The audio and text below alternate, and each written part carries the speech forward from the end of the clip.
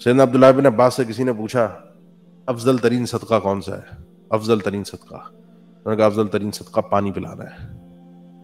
کیونکہ اہل جہنم نے اس وقت اہل جنت سے جس چیز کی فریاد کی ہے ان سے سب سے افضل ترین چیز مانگی ہے پانی۔ اور امام قرطبی نے ذکر کیا بعض تابعین کے حوالے سے کہ جو شخص یہ دیکھتا ہے کہ اس کے گناہ بہت ہیں، معاملہ پریشان کن ہے،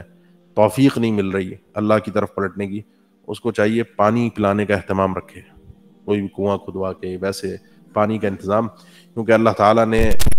آپ سب جانتے ہیں، بڑے گناہوں کے بعد ایک بدکارہ کو اور ایک ویسے گناہگار شخص کو بخشا تھا پیاسے کتے کو پانی پلانے کی وجہ سے۔ تو جو کسی مومن کو پانی پلائے گا اس کو کیسے نہیں بخشا جائے گا، کسی بھی مومن کو۔ اس لیے پانی پلانے کا اہتمام رکھیے۔ اس کے لیے ضروری نہیں ہے کہ آپ نے کوئی بہت بڑا کنواں کھدوا کے بڑا کوئی انتظام، کوئی اہتمام کرنا ہے۔ آپ یہ ایک گلاس پانی بھی کسی کو پلاتے ہیں، من سقا مسلمن علی ظمأ، آپ صلی اللہ علیہ وسلم، کسی بھی مسلمان کو کوئی آدمی پانی پلاتا ہے،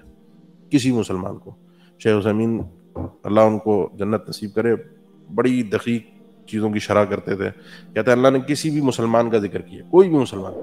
اس مسلمان میں آپ کے اپنے چھوٹے بچے بھی داخل ہیں۔ اگر آپ اپنے چھوٹے بچے کو اس نیت سے پانی پلاتے ہیں، پیاسا ہے، وہ بھی اس کے اندر داخل ہے۔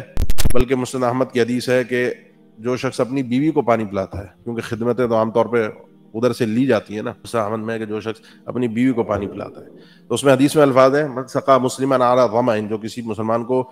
پیاس لگی ہوئی ہے اور اس کو پانی پلا رہا ہے، تو اس پانی پلانے کے اندر اس شخص کو اللہ تعالیٰ جنت کے پانیوں میں سے اس کو پانی عطا فرمائے۔ تو پانی یہ جو یہ محروم ہے نا اہل جہنم،